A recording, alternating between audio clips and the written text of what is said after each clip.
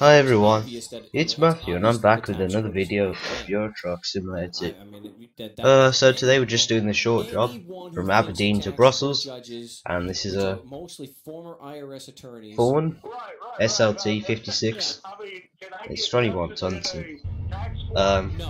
This is in the Scania R, the sound map,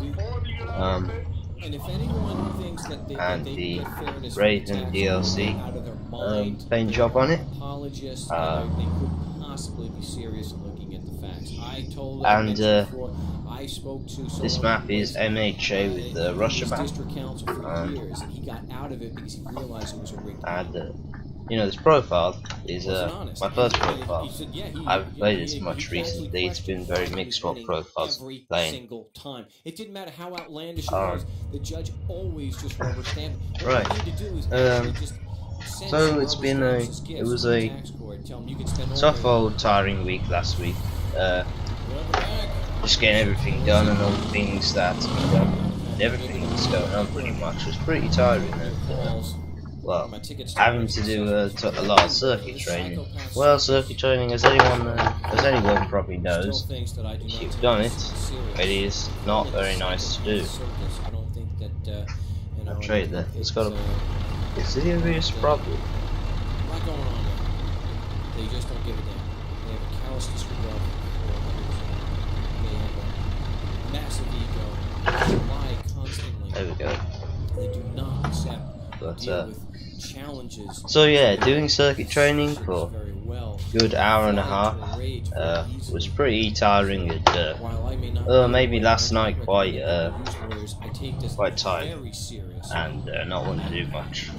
And did the 2 homeworks I got given, and pretty much this weekend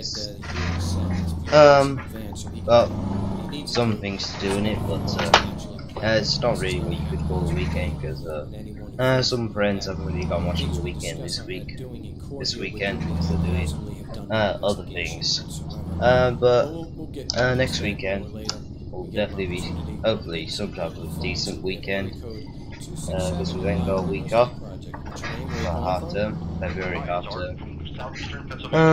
So in that time, I hope would be to record some more videos and to get 2 out for 1 week, and then just have a load more recorded, so like get 3 or 4 recorded at least, and try and stream every other day, I think. But whether that happens or not is a different question. Potentially could all go wrong, which it did last time at half term. You know, I could get cold, something else bad could happen. That was close. Something else could happen, you know, and it's just you never know what could happen with it. Because as I've said in my last video, the recordings lately of how much I've been able to record is pretty ridiculous. 1 video per week and like 4 videos per month. It's just ridiculous. So I really want to be able to get some more out when I can. Getting ready for a traffic ticket situation. I got a love letter from the local constabulary. Yeah, I would imagine that I don't know how it's going to be after half-term at school, whether it's going to be any easier or whether it's going to be harder. I mean, God, it's just a case of whenever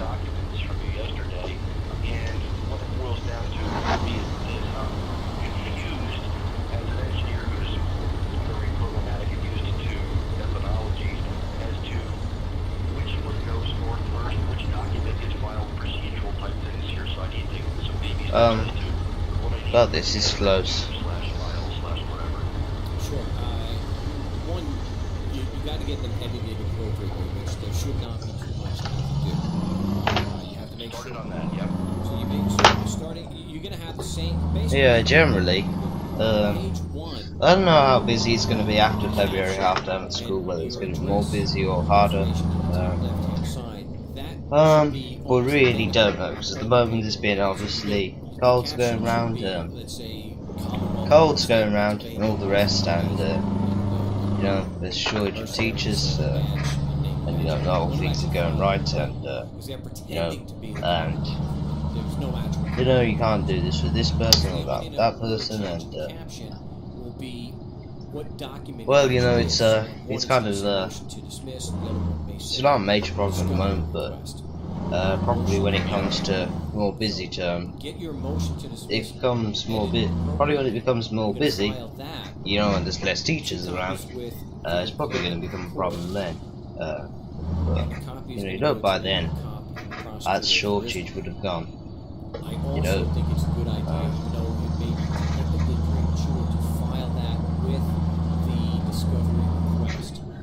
I think what it does, it's impressing upon them that you're calling their main bluff. And I just imagined the reading this and saying he wants the evidence to prove the laws apply to him just because he's physically and I worked out now how to turn off the developer console. Simply the command you use to turn it on, instead of putting 1, you put 0, because in PC terms, that's how, like in binary, 1 is on, 0 is off. So you imagine what you would have is you would have a whole list of numbers, 1, 2, 4, 6, 12, etc, etc. So for example, let's start simple. Say I wanted to make 5. I'll put a 1 underneath the 4 and a 1 underneath the 1. The rest of the numbers would be 0. And then for any other high number, you just work out what numbers you need to add up, put 1s under them and then 0s under the rest. So it's not so bad once you, well, work it out. What you just told me and what I was chatting about with the two fellows last night was this. The idea last night was that I should make phone calls and talk with the prosecutor and then perhaps the cop. And what I'm getting from you is I can go ahead and just stick to the paperwork panel, if you will. Well, you were asking me what I file, which you know, the order. Yeah, my voice isn't 100% clear today. I mean, it's still quite early. It's still fairly early in the morning. It's only 10 past 7, and I'm recording this at this time because that's the only real time of the month I can record on a Saturday morning or Sunday morning. The daytime just doesn't really work for me anymore. And I really wish it did, because don't get me wrong, I would much prefer to record in the day than early in the morning. But I don't really have a choice anymore. I do recommend, as part of your, especially as part of your prep, yes, you want to call the prosecutor, because you're not always going to have one with this traffic. So local magistrate or the district justice level, which is essentially a cash register for claims, which are, as you may already know, I don't know, $3 grand or something like that. Well, you still, if there's a prosecutor, you know, for you and everyone listening, you want to call them in advance prior to filing the motion. Yes, we've spoken about this many times. It's just not everybody's up to doing that. They haven't done any prep. They don't know, you know, and it's not something. If you're not, yeah, it seems pretty much that if you look at the map, but it says here MHA Pro Europe map by Heavy Alex. So pretty much it adds, it just edits the map, and this bit over here, that's the Russia map.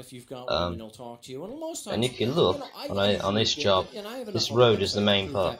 Once I get off this road, it's down the M90, down the M90, and then along the A68. And then the A696, and then onto a few of these roads, the A1 mainly, and the A4, and the A9, and then it's done. So pretty much this is the longest, slowest stretch of road in this job. Australia, New Zealand, and England, and I actually have one from Greece. I have not gone back to see how that particular one went.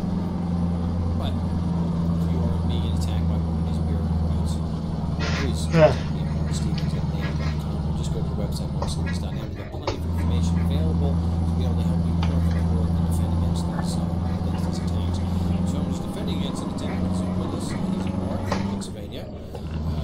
tell us where you are in the process and what we need to do to help get you. Yeah, try this on first. So let me see if I can get this good so you can get my original location down. I'm from New Jersey. Okay, that must better? be, yeah, that must be up near. That's my Tom Kane impersonation. Oh, okay. So is this from northern Jersey? Yeah, I was looking at Process. some microphones lately. I was looking at some road ones, and I looked at the Blue Snowball one, which looks alright, but I think it's way too sensitive, really. As it's so loud and picks up so much noise, it's kind of a bit.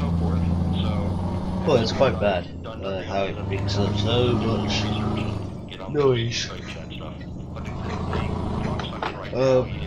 So I was looking at some Rode microphones, some USB ones, and some of their shotgun microphones like the NGT3 or NTG, yeah, that's it, NTG3, which is a good 450 odd pound, but you could buy it second hand for like 200 pound, which is a very good microphone actually, but just its price is quite a lot. And there was the NGT3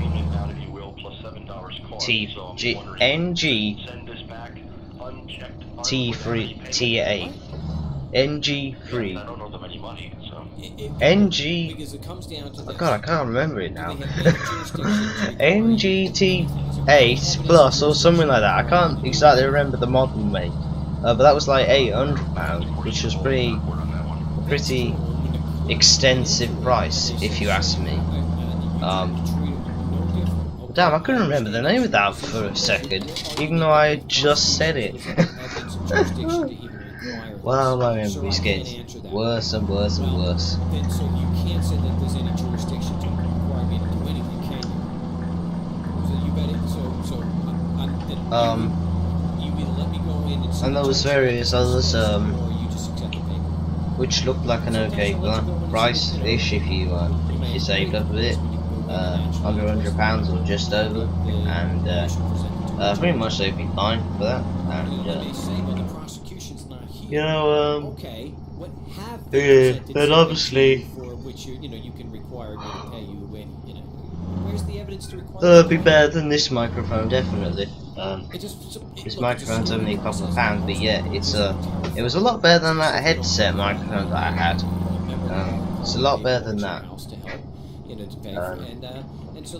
Yeah, the Microsoft LiveCam microphone is good, but that is just a really sensitive microphone, if you know what I mean. It's just so sensitive. The mic on that is quite sensitive, and the microphone on the Logitech C525, at least with my settings when I last used it, was terrible. It's true. The jury is supposed to. So really, what I just need is a decent mid-range mic that'll pick up my voice okay, and doesn't need to sound dead perfect, but I don't want it to sound like that's horrible. I have like those cracking of like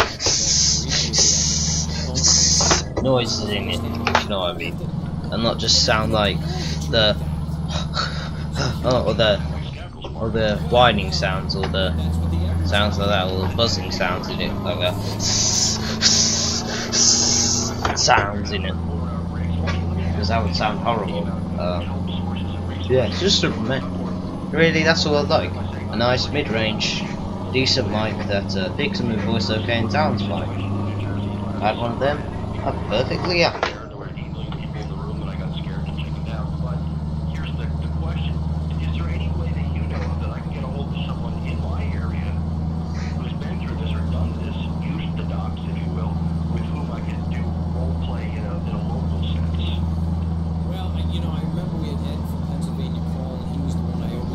There's obviously the advantage of a shotgun microphone over a traditional mic is it picks up only the sound directly in front of it. The sound comes out directly in front of it, because you think how sound waves work, they travel in one direction, and those sound waves frequency travel a particular distance.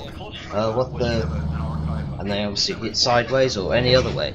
The road only picks up sounds from the front, so it sounds pretty nice, like just your voices through and nothing else. If you're in a decent environment of no real other sounds, and you're in a well-insulated room that doesn't have bare walls, it can sound really nice for its price. And that's the advantage over a shotgun mic over just like a mic like this, because a mic like this, if you think about it, yes, it has a pop filter over it, but essentially the way it works is that it's picking up sounds from all around it. So if it would pick up sounds from here, here, here, and here. And obviously you gotta be a particular distance away from it, otherwise you get way too close. It sounds just like this, and that probably doesn't sound very nice. But yeah, if you go way too close to it, or to any particular microphone, it starts to go very echoey and horrible. So you want to get it the perfect distance away from you.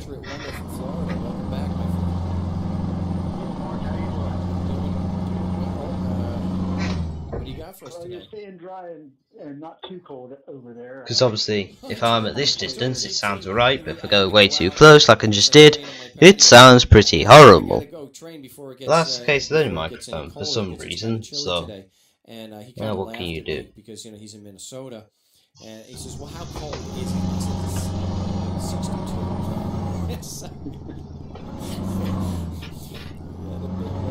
I do miss him here. We were expecting him today, but he's witnessing and helping support our friend John in the Minneapolis area, who's been almost the entire month without charge, and the judge forced him into a psychological exam, and the psychologist said there's nothing, he's fine, there's nothing wrong with this guy.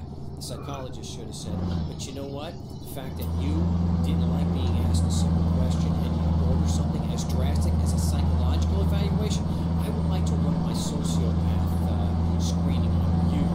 Oh, so it's this road now. Past Edinburgh, down to Newcastle upon Tyne and Port, and then down to they think that everything Brussels. Some of these psychologists think that every single human emotion tends to be a psychological effect. It's insane, but it's part of the program that they do. That 50-50 is the official term in some areas, and what they're trying to do is, Yeah, I will admit the sound mod for this truck is not great, but it is a bit better than the sound that comes in the standard truck. At least you can hear it. At least I thought that was the case. So the other day, when I found out that you can increase the in-cabin volume by pressing the tilde key that brings down the developer console and typing S_interior, S_interior_ volume space 1 to 9. So you put it on 9, you can hear the engine perfectly fine, if not a bit too much. Why did I not know why did I not know of that before? It was just like I think all this time, all these trucks are way too quiet, and then someone comes out of the blue and says that, and it's like, oh wow, it just seemed that obvious.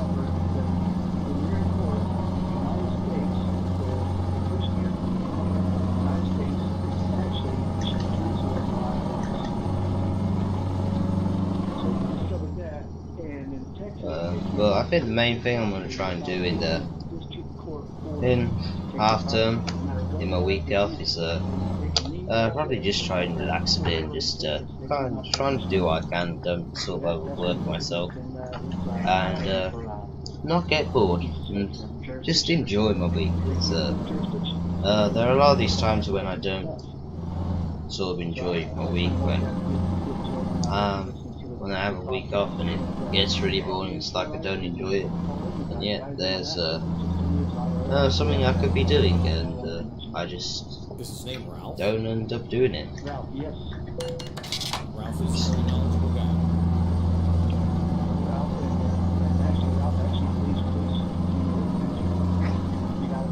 because Ralph's kind of sort of Ralph is very knowledgeable in it. Oh yeah, and I forgot to mention actually, the SCS posted on the blog quite recently a review of Scandinavia, only just the basics of it, but even the basics of it look very similar to Pro Mod, and you know what they've shown on various videos like on their blog, the inside review of SCS, the blog post they made about that, and there's a lot more in it definitely, and it all looks very, very nice, and hopefully should be out by end of this spring, early summer-ish, but if they're able to reveal that much at the moment, I think it'll be out by then, probably by the end of spring or early spring at the earliest. But apparently it's going to come around in patch 120, at the moment we're on patch 116, and so I would hope probably the latest by late spring, early summer, or out in the next couple of months, hopefully. That kind of rubs me the wrong way, and I appreciate that because people are. Anyway, but yeah, well, this will all be on the podcast, so hopefully, he'll listen, and he'll contact me off air, and I'll let him know about Ralph and to listen to Ralph. Because they have like you and previous shows, and it's nice to hear you live and. Well, Mark, thank you so much. Hey, I appreciate the call, Paige. I will definitely let Chris know. Thanks for calling. Okay. Enjoy. Bye. Welcome back to the No Stay Project. I really ought to have had my beacons on there. I feel like we're going into the second hour here, and we're actually in the last segment. So we're not going to put the call number up there because we already have 2 people, and we're going to probably have to go after the show. So for some, to be able to get everybody. So if you don't keep this right, if you there'll be some extra time after. So what you don't hear live, you can check out. Thanks to Calvin, the full podcast, commercial free. Thank goodness. Let's see what we do. That's some serious lighting power. Just light up the road in front of you.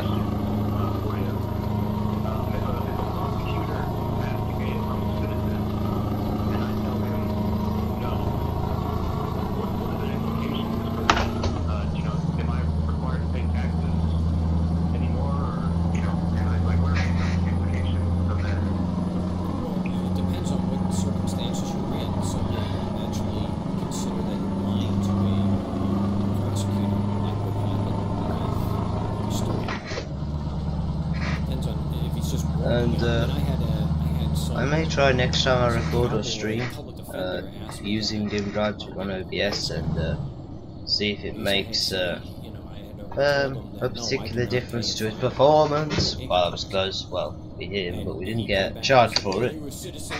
Yeah, that was still very close to a head-on collision. Yeah, I might try running OBS through dim drive and seeing if it helps with streaming performance or whatever. Or even running this game through it. This game is 5.8 gigs in size, and if I set, because I have 12 gig of RAM in this machine at the moment, and I set dim drive to like 8 gig in size, and that seems to be alright. But dim drive doesn't actually really improve. It never improves your FPS, it improves your loading time. So you'd think probably on a game like Side, if you had the RAM, and you had the money to get dim drive, and you could run certain maps and whatever through it, and you had a decent PC, you'd probably think they would run pretty well. Which it probably does, but for someone like me, it doesn't really help that much. It only really helps with loading times, not necessarily with FPS. It might help keep your FPS a more stable, higher number, but it's not going to be like, oh, you have 20 FPS in the game. What do you know? Boom, 40. No, it's not gonna be like that. Then there's got to be some kind of relationship. But then even they will say there's got to be some kind of relationship.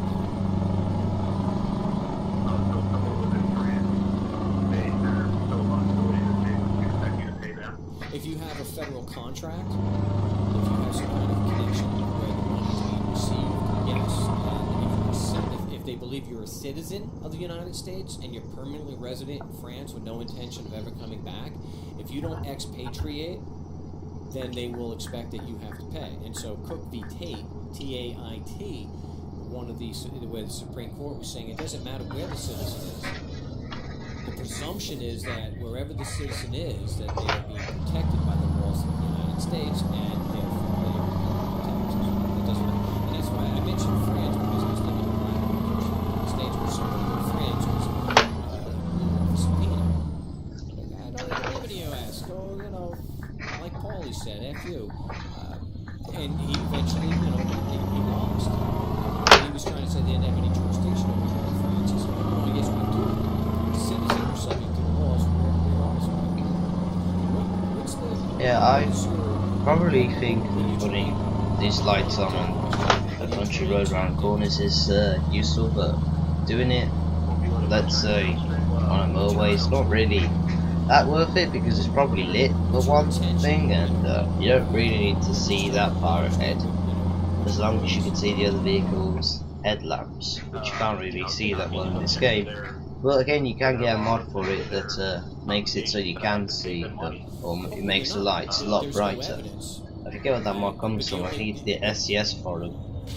Probably. They think that you are, regardless of the circumstances. The best that we can do is to minimize the paper trail and report it, so that the mechanism is set. The ball is set in motion. So there's no funny you say that, because the next question out of his mouth after that was, well, are you an illegal alien? And I said, what is that?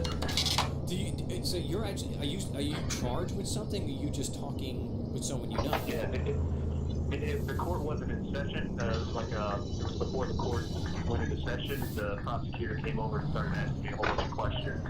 Got it. And, one of them was, are you a citizen? And maybe I should have said, what is that? Yeah, this load is slightly a bit wide, so it does clip on some things that a normal load wouldn't. I did edit my instructions for when people get the template scripts.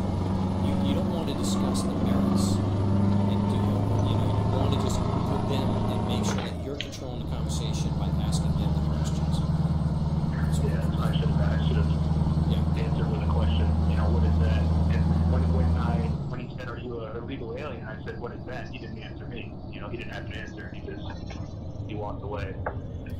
Well, people they seem to realize when they're in over their heads, like this guy Jim, who is running interference with me. Yeah, with the Ministry of Justice up in British Columbia. When they know they're in over their heads, they start bailing, which is really unfortunate that he happened to be the head of the media department for them, so he's doing the same thing that Brendan Crowley did in Toronto. Yeah, when they ask you a question such as, are you a citizen of the United States? You say, I object to the question. Do you have any evidence that would even nice, I was going to say morning start. No, it's afternoon start, really. Do you believe I am? Yes or no? And just keep the burden on them. Yeah, because if he's asking you the question, then he's not believing or assuming that you are, right? Not necessarily. I think they assume that you are because you're standing there. And have you been charged with something? I mean, were you there because you were charged with something? It's kind of light outside. I mean, it's not dark anymore, but it's already a bit light, but it's quite cloudy this morning, so. Now, if you wonder what I'm talking about, I'm talking outside my window at the moment. Obviously you can't see that, so I don't have a camera on, but if you could see, you definitely know what I mean. You just ask the prosecutor questions. Don't answer their questions. It's like when we're talking with the IRS. They're going to take whatever you say and try to use it against you. So, but here, it wouldn't even matter if you were a citizen or not for a charge like that. That's not even relevant to the charge because it goes again. their operating presumption is if you're physically in Florida, then their laws apply. They have jurisdiction. The cop doesn't care whether you're a citizen or not. That's the operating presumption. That's the way. And I just spoke with the Deputy Attorney General, the Deputy Minister of Justice in Toronto. His name is what the hell was it? Richard Fife. I didn't even get a chance to ask the question to this guy. He called me so fast. Then he sent me to Jim. Anyway, I don't have time to discuss that. Yeah, don't answer their questions. And where are you with this charge? Going to pre-trial? Oh yeah, that was a long time ago. The judge, remember if I told you the judge there was a plea on my behalf? Okay, then. Well, he may not, he may not do that. You're under his rule, you're not allowed to do that. Did you object to that? Oh yeah, I objected a dozen times, and he wouldn't hear. He recessed the court, and the court accepted the plea, and he said, "All right, you got to go to the clerk and pay this fine, whatever." So I went over there and could pay it, and they wanted to search me. They wanted me to go through the metal detector, and I said, "I don't consent to the search." They said, "Well, you're not coming in to this building now." I said, "Okay," so I left. Okay, so. They sent over the mail credit to put my license and I still paid it. Financial obligation. I mailed it in. Check. They cashed it. That sucks. Well, I appreciate the call. I'm going to have to let you go and contact me off air with any more questions. We're going to get to the next call after the show, the live broadcast is over. So look for that in the podcast. So until we're live, and we won't be live next week, but all new material. 105 miles to go. Welcome back to the No Stay Project. This is a bonus segment since we ran out of time on the live show. And I actually have a little bit of time to be able to address this, so I hate the idea of people calling for help with court and how to prep for court, and we just run out of time on the live show. So occasionally we're able to go a bit overtime and have some bonus segments here on the No Stay Project. Of course, January 24th, 2015, and we have Joe in Ohio. No, it's not January 4th, 2015. It's actually February the 7th, 2015. It's just this podcast is a few weeks old now. Because there wasn't one last week, because this podcast is usually every Saturday, but there wasn't one last week. So that's why this one's from January 24. Actually, a notice of a traffic violation. Apparently, I ran a red light, and the camera was there, and it caught me. A couple of pictures. I went to the website, a couple of pictures. And I appreciate how to handle it with questions and sending stuff in beforehand and questioning jurisdiction, especially considering the Ohio versus Texas registration thing. But how do I do that through the mail? I've got a piece of paper here, photo of my car, basically, and ticket. Well, typically they have to serve you. Okay. And so without service, I know like in Arizona, we basically were able to defeat it in Arizona a number of years ago because so many people just realized, hey, they have to actually serve me. Now they threaten you with service, so it may be different in Ohio, so you have to look at the paperwork. It's like in Arizona, for example, they will threaten you with service if you don't respond. Which is, go ahead and serve me. Go ahead. And so they'll say that they'll include the price of service in the fine. Whatever. So let's say, assuming that Ohio. They got 2% damage, which isn't surprising considering all the things that I've hit on the way.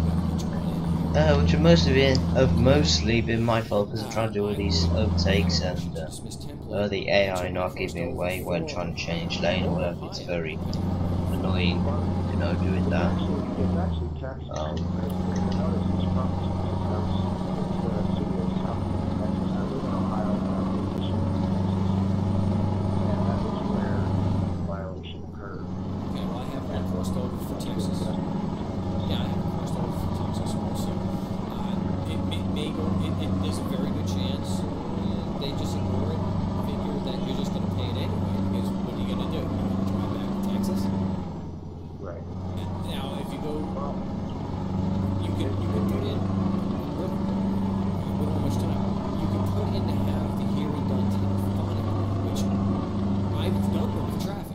they have the technology.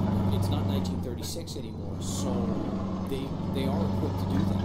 They just don't like to do it because it's not. When they threaten you, it just doesn't have the same punch as when you're sitting right there in front of you. With the drone strikes and everything now, that's not going to be the issue in a few years, but they can just drone strike your house. But until then, they want you physically there, so it may be one of these things where you have to do the whole thing in writing, and you may have to do an appeal. So there's three options. One is obviously another one's hearing, and another one is activated saying basically I was the driver.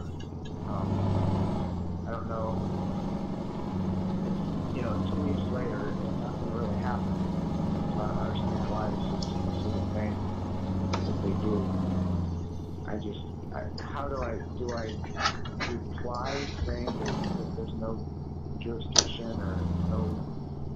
It says right on here, please note that recorded images do not constitute evidence of a violation of civic streets. That tells me that there's nothing here, it's just a bunch of red letters and some code. Yeah, but if they consider that you're served, they're just going to get a judgment against you.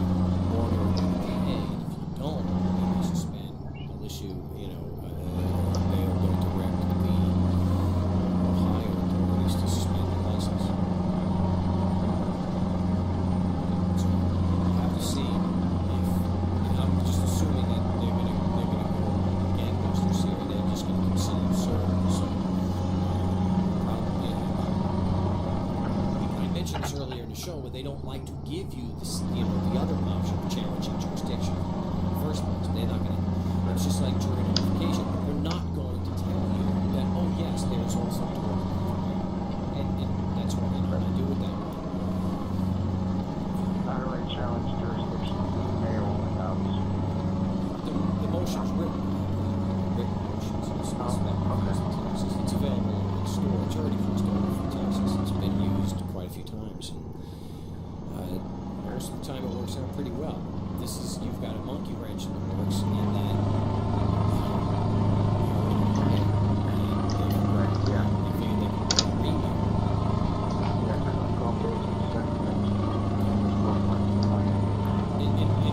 it's probably considered to be non-criminal, so it's not like they're going to issue a warrant for your arrest if you don't go to a hearing and you just let them know in advance or you've denied the motion, but there's not a single fact has been presented to so here we are, we're almost at the end. Nothing.